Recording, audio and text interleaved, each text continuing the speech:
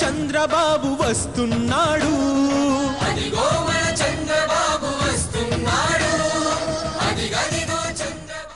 స్వాతంత్ర పోరాటంలో దండియాత్రతో తెల్లదొర్లపై దండయాత్ర చేశారు బాపూజీ. అప్పట్నుంచి మన దేశంలో పాదయాత్రలు పాపులర్ అవుతూనే ఉన్నాయి. అయితే ఆ అడుగులన్నీ అధికారం కోసమే పడుతున్నాయన్న విమర్శలు ఉన్నాయి. నాటి పాదయాత్రలకు నేటి యాత్రలకు తేడాలేంటి? పాదయాత్రలు పొలిటికల్ పవర్ ఇస్తాయా? నేటి తరం నేతల నడక యాత్రలో మర్మమేంటి? నూలు పోగులతో నవశకాన్ని నిర్మించిన విధాత, గుప్పెడు ఉప్పుతో నిప్పుల ఉప్పెన కురిపించిన అవధూత మన గాంధీ తాత. సత్యాగ్రహంతో ప్రపంచానికే కొత్త దారులు చూపిన విలువల బాటసారి బాపూజీ.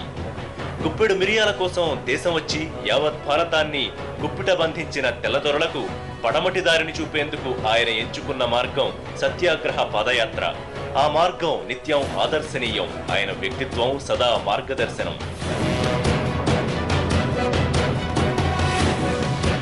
1930 మార్చి 12 బ్రిటిష్ పాలనకు వ్యతిరేకంగా జాతిని ఏకం చేసేందుకు గాంధీ ఉప్పు సత్యాగ్రహం చేశారు. 7 పదుల ఈ నవయువకుడు దేనికి తలవంచని సాహసికుడు. సత్యమార్గంలో అడుగులేస్తుంటే ప్రజలంతా ఆయన వెంట కదిలారు. సబర్మతి ఆశ్రమం నుంచి గుజరాత్ తీరంలో ఉన్న దండి గ్రామం వరకు 23 రోజుల పాటు 390 కిలోమీటర్లు బాపూజీ కాలినడకన వెళ్లడం యావత్ దేశానికి మార్గదర్శమైంది. బ్రిటిషర్లకు ఇదో మౌన హెచ్చరిక అయింది. గాంధీ అంతటి వ్యక్తి నడిచొస్తున్నాడని తెలిసి ఊరు వాడ మహాత్ముని వెంట కదిలొచ్చింది. ఇప్పుడు అదే స్ఫూర్తితో బాపు జయంతి రోజున చంద్రబాబు మహాపాదయాత్రకు సిద్ధమయ్యారు. గాంధీ తర్వాత భూదానోద్యమకర్త వినోబా భావే కూడా పాదయాత్రతో దేశాన్ని చుట్టి పలువురికి ఆదర్శమయ్యారు. వాటర్ మ్యాన్ ఆఫ్ ఇండియాగా పేరొందిన రాజస్థాన్ సామాజిక కార్యకర్త రాజేంద్ర సింగ్ కూడా జలరక్షణకు పాదయాత్రనే ఆయుధంగా ఎంచుకున్నారు. ఇలా ప్రజల్ని చైతన్యవంతుల్ని చేయడానికి నాటి నాయకులంతా ఎంచుకున్న మార్గం పాదయాత్రలే. కేవలం ప్రజల్ని చైతన్యం చేయడమే కాదు, రాజకీయంగా అధికారానికి అడుగులేయడానికి కూడా పాదయాత్రలే ఆస్కారమయ్యాయి. 1980 సంకీర్ణ రాజకీయాల్లో యువ తురుపు ముక్క అని పేరు తెచ్చుకున్న మాజీ ప్రధాని చంద్రశేఖర్ కూడా ఇలా దేశవ్యాప్త పాదయాత్ర చేశారు. 1983లో దేశాన్ని తెలుసుకోవడానికి వెళ్తున్నానంటూ పాదయాత్ర చేశారు. ఆ తర్వాత 6 ఏళ్లకు తన బలాన్ని నిరూపించుకుని భారత 8వ ప్రధాని అయ్యారు. నాటి నుంచి పాదయాత్రలు పొలిటికల్ యాత్రలయ్యాయి. చరిత్రలో చాలా పాదయాత్రలు జరిగినా పాదయాత్ర అనగానే రాష్ట్రంలో గుర్తొచ్చేది వైఎస్ఏ.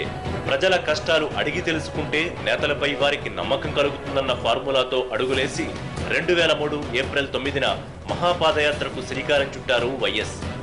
68 రోజుల్లో 1470 కిలోమీటర్లు నడుచుకుంటూ వెళ్లి అన్నదాతల వ్యతల్ని, నిరుపేదల కష్టాల్ని తెలుసుకుంటూ సాగారు. ఆ సమస్యల నుంచే ఉచిత విద్యుత్, ఆరోగ్యశ్రీ, పావలా వడ్డీ వంటి సంక్షేమ పథకాలు రూపొందించి పార్టీ ఎజెండా సిద్ధం చేశారు. వైఎస్ పాదయాత్ర 2004లో కాంగ్రెస్ ను అధికార పీఠం ఎక్కించింది. 2009లోనూ వైఎస్ కు పట్టం కట్టేలా చేసింది.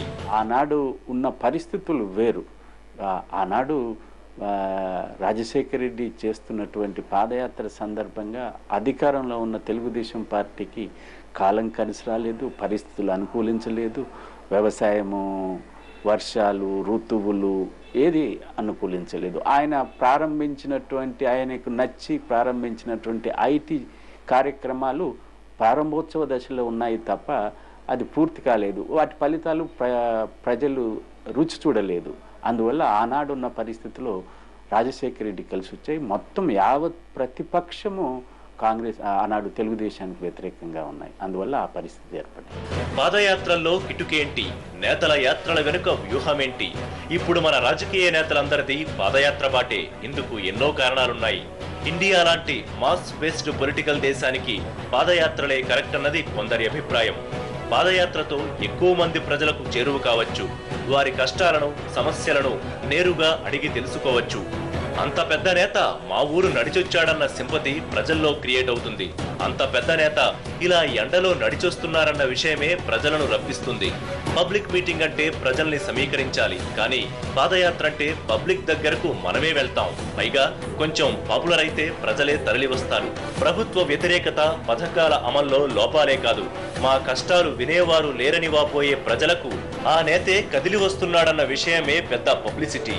తమ అసంతృప్తిని ఎవరితో చెప్పుకోవాలో తెలియక మనోవ్యధ అనుభవిస్తోన్న ప్రజలకు పాదయాత్రగా వెళ్లే నేతే ఒక ఆశాదీపంలా కనిపిస్తారు. తమ గోడు వినడానికి ఆ స్థాయి నేత తమ ఇంటికి నడిచొచ్చాడన్న ఆనందం వారి గుండెలకు చేరుతుంది. అదే వారి విజయానికి కారణమవుతుంది. ప్రజావసరాలు, ప్రజల నాడి ఎప్పుడూ ఓ రకంగా ఉండవు, అవి మారుతూ ఉంటాయి. ఇవాళ ప్రజల అవసరాలు ఏమిటి, ప్రజలు ఏ సమస్య పట్ల ఎలా ఆలోచిస్తున్నారు అనేటువంటిది నాయకులైన వాళ్ళు జాతీయ స్థాయిలోకి కూడా ఎదుగుతున్నటువంటి దశలో ఉన్నటువంటి నాయకులు, చంద్రబాబు నాయుడు గారు లాంటి వాళ్ళు, అట్లాంటి వాళ్ళు అధ్యయనం చేయటం వల్ల తప్పకుండా ఉపయోగం ఉంటుంది. చంద్రబాబు గారికి మన రాష్ట్రంలో ఉన్నటువంటి అన్ని జిల్లాల సమస్యలని గురించి అవగాహన ఉంది. అయితే ఈ యాత్ర మీరు అన్నారు మళ్ళీ అధికారం చేపట్టడానిక మరెందుకు, అట్లా కాదు. నేను అనుకుంటున్నాను చంద్రబాబు నాయుడు గారి స్థాయిలో ఉన్నటువంటి నాయకులు ప్రజల మధ్యకు వెళ్ళి ప్రజల నాడిని, వారి అవసరాలని, వారి అభిప్రాయాలని తెలుసుకున్నందువల్ల తన పార్టీకి ఎటువంటి విధానాలు అవసరమో, ఇప్పుడున్న విధానాలను ఏ విధంగా మార్పు చేసుకోవాల్సి వస్తుందో అవి ఒక నిర్ణయాలు కొని రావడానికి అవకాశం ఏర్పడుతుంది.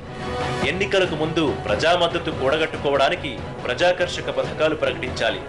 ఆ హామీలు ప్రజల అవసరాలకు, సమస్యలకు పరిష్కారంగా ఉండాలి. అంటే అన్నింటికన్నా ముందు వారి సమస్యల్ని తెలుసుకోవాలి. నాడు వైఎస్ చేసింది ఇదే. ఉద్యమ వేళ తెలంగాణ సాధనయాత్ర అంటూ కేసీఆర్ చేసింది ఇదే. ఇప్పుడు చంద్రబాబు కూడా అదే బాటలో అడుగులేస్తున్నారు.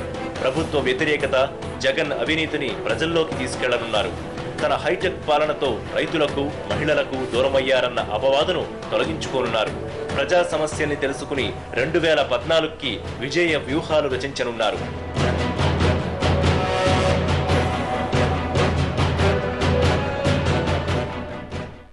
ఖర్చు తక్కువ, ఎఫెక్ట్ ఎక్కువ, రిజల్ట్ కూడా పాజిటివ్. అందుకే నేతలంతా అడుగులేసుకుంటూ ప్రజా పాదయాత్రలకు రెడీ అయిపోతున్నారు. నాడు దండియాత్ర ప్రజా ఉద్యమమైతే నేటి పాదయాత్రలన్నీ రాజకీయ వ్యూహాలతో ముందుకు సాగుతున్నాయి. ఈ ఫార్ములా చంద్రబాబును కూడా అధికార పీఠం ఎక్కిస్తుందేమో వేచి చూడాలి. ఇది వాళ్ళ స్టోరీ బోర్డ్. మరో అంశంతో మళ్ళీ కలుద్దాం. జనగణమన పాడుదాం, దేశాన్ని గౌరవిద్దాం. నమస్తే.